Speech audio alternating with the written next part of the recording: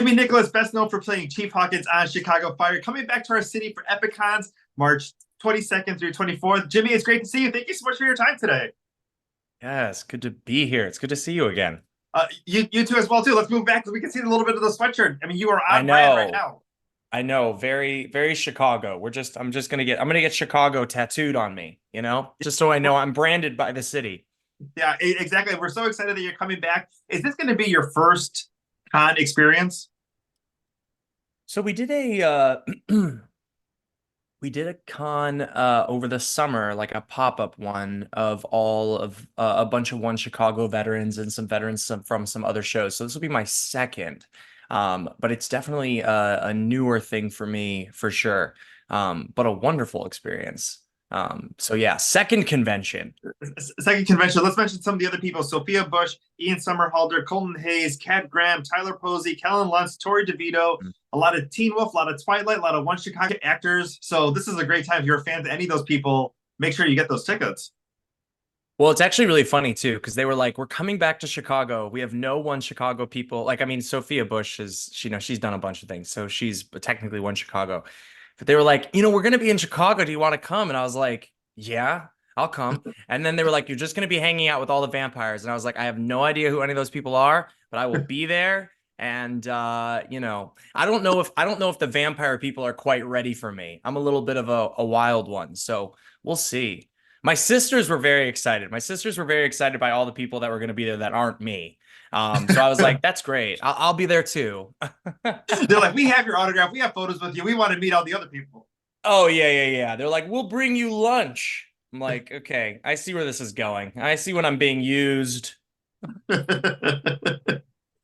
Let's talk a little bit. Last time we chatted was right after Chief Hawkins' demise on Chicago Fire, a storyline that well, I mean, first, the character, he wasn't even supposed to be in that many episodes. That he ended up being in more than what was initially anticipated. Is that correct? Oh yeah, way, way, way more.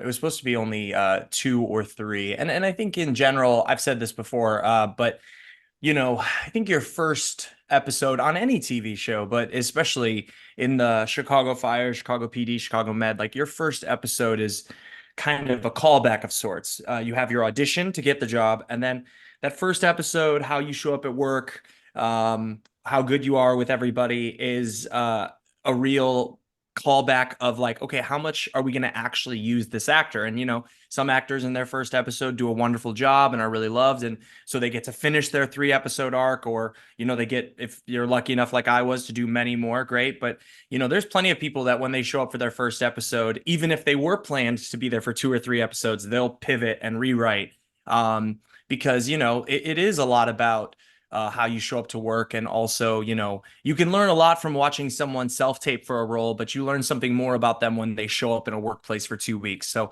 I was lucky enough in that the first episode I shot, they liked me enough and they were like, let's ride this thing till the wheels fall off. Speaking of the wheels falling off, I was at the Pickwick Theater because that's the episode where Chief Hawkins ended up, meeting his end. But Yeah. there was a theater full of people. People were excited because they shot it at this iconic movie theater. We had no idea what to expect. And just seeing everybody's reaction, it was crazy. And I know we chatted right after that, but what were like your messages, and people run into you on the street? Like, what was it like, seeing them after that final episode?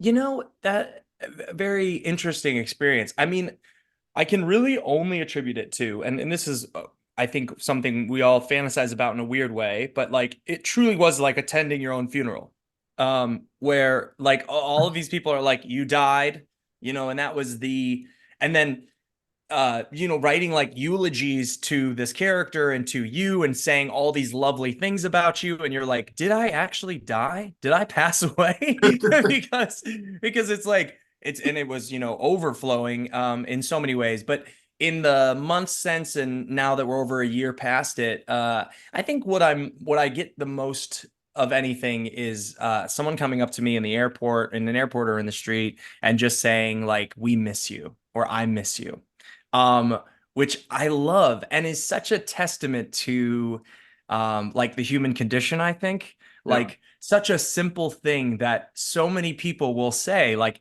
some people will be like, oh, I'm so mad they did that. But the majority, like more than half, is just, we miss you.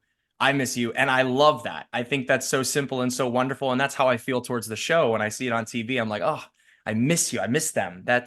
Keep doing your thing. So that's usually the main response. Yeah, I mean, because oftentimes you hear that about, a main character or someone who's been on the show for many seasons, but especially with those one Chicago shows, there's so many people that come in and out that do one episode, two episodes, three episodes. And I think Yeah. everybody started to like, okay, we're ready for Chief Hawkins, we're ready for a new storyline, we're ready for him to be part of the team. And it just kind of hit us like right there. But I think Yeah. you'll always kind of hold the place in the fans' hearts as far as, being part of that show. Well, and I think for a long time I thought like, okay, and I wanted to be realistic about it. I was kind of like, like I didn't think I'd be attending multiple conventions, and I didn't think, like, I thought that in general, whatever my run was on that show, excuse me, would fade away.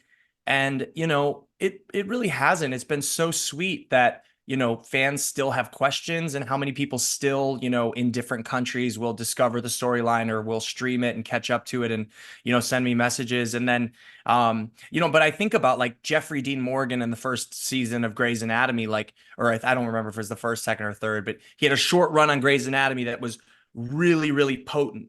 And to this day, people who are fans of Grey's will talk about that run, even though the shows ran for 20 years. And I was like, wow, that might be the Hawkins thing of like, it'll always be fresh for a lot of people. And I know I'll never get sick and tired of, I'll never get tired of talking about Chicago Fire or talking about my time there or the people who are still there. So, I'm just grateful that people still connect to it. The show is currently filming. When you're back in Chicago, are you texting in the cast members? Are you going to stop by the set? Are we going to see you? Maybe, hopefully, if time allows. At least You just going know, by to say a little quick hello. Here's the thing, Rudy. You know how there's always that kid who graduates high school and then keeps showing up at like football games or the musicale, and you're kind of like, didn't they graduate 3 or 4 years ago? I refuse to be that guy. I will say this: I text the cast. I see, Hanako and I see, if we're in the same city, we connect, and there are castmates that I still see. I went to the closing party last spring, things like that. So I definitely will connect with them. But as far as showing up on set, I actually, not everybody knows this, but I shadowed our director, Reza. I shadowed him for an episode. I want to say about maybe 8 weeks. It was ended up being, I want to say like the 10th episode of the year last year. So I did show up on set to shadow him for 3 weeks, which was a great experience, great learning experience. And that was kind of my one time of showing up and being like, hey, everybody. But no, I wouldn't show up to set. But I love them all. And I mean, I would interrupt. They'd be like, Jimmy, stop talking to everyone. You're ruining the shot. I would just be talking to the Teamsters, and I'd be at Crafty. I'd be a mess. They don't want me around. I talk too much. We're just going to keep you at Navy Pier. How about that? We'll just keep you at Navy Pier for the weekend. Yes, that's good. Quarantined until they're done shooting. Yeah, I'd ruin a lot of shots. We'll keep you at Navy Pier, and then we're going to bring you over to Soundbar because you're hosting the after party there for EpicCons. Yes, which I'm so excited about. Basically, long story short on this, I went to the convention in July, and at the end of the event, everybody was like, where are we going? Like, what are we doing? Fans and talent. And I was, coordinating with some of the talent. Berto was there, who plays Gallo, and Jake Lockett, who plays Carver. And we were talking about like, okay, where do we want to go? What do we want to do? And talking to the volunteers and some of the employees. And then fans were also like, where are we going to go? And I was like, oh, there's like nothing. You don't have like a night kind of party to end it. And I do throw parties. That is something that I've always been good at. And I was like, I'll throw a party. And I reached out to Epic and was like, I'll throw a party for the end of the thing. And so actually, my brother and I, Caleb, who's also an actor, who's wonderful. My brother and I are hosting and DJing and emceeing this party, the Epic After Party. It's on Sunday night, which is the final night, which I know is a weird night for a party, but it does start at 8. If you have work the next morning, you can leave early. But we're very excited about it. And it's for anybody who lives in Chicago and wants to come have a good time. It's also for if you attend the convention, but I'm super excited about that. As far as getting behind the DJ booth there, what are the songs that really pump you up and that you're getting ready to play for the crowd? Rudy, I have to keep my secrets. I have to hide my secrets. I can't. I will say this. I mean, you know that I teach fitness, so I have a plethora of songs. That's never that's the easy part. And then, I mean, you give me a microphone, you probably got to take the microphone away. Like I said, I like to talk. So no, I'm excited though. And it was awesome when we launched it, to the excitement behind it. And my hope, if for anybody watching this right now, is that, you come and, just let loose, have a good time. It's a great group of people. It'll be people from all over. I mean, like all of my friends and family are coming just because I was like, hey, I'm going to be in Chicago doing this thing. And they were like, sweet. So we're just going to have a party. Come hang out.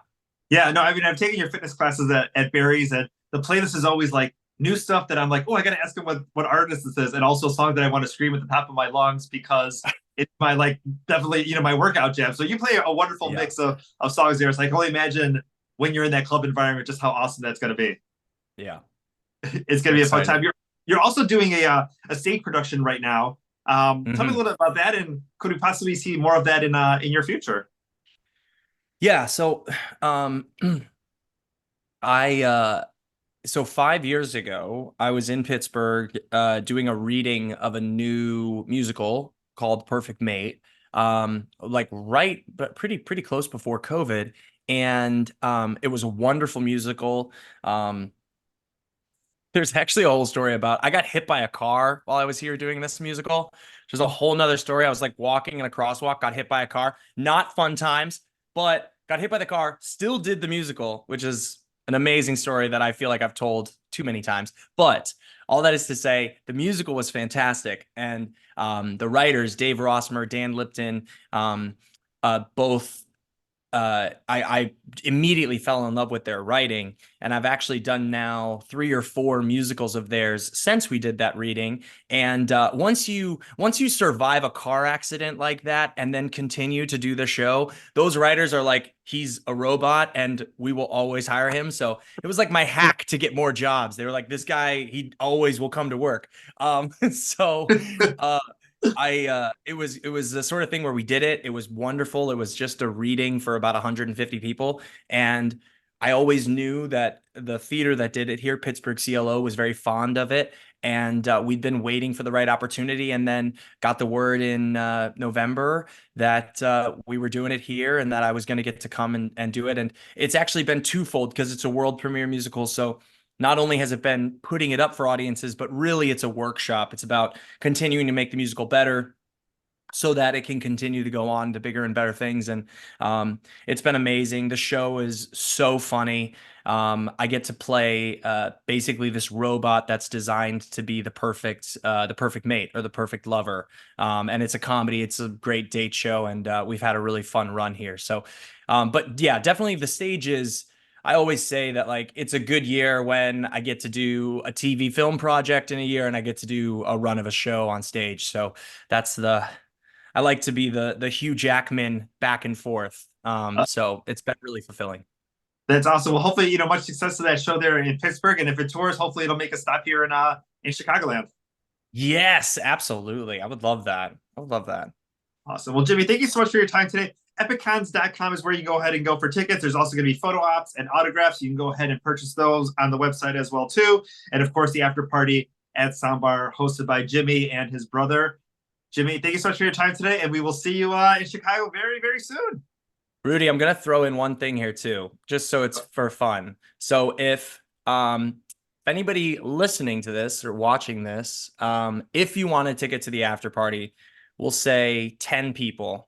The first 10 people who message me, I have a special thing for a super cheap discounted ticket. So if you're really watching this and you want to come, reach out, and the first 10 people I'll give a discounted ticket to. So if you made it this far, if you tolerated me through this, you deserve to come for cheaper. So come on out. That is awesome. Jimmy, you are the best. I can't wait to see you in Chicagoland very, very soon. Yes. Thank you, Rudy. Thank you.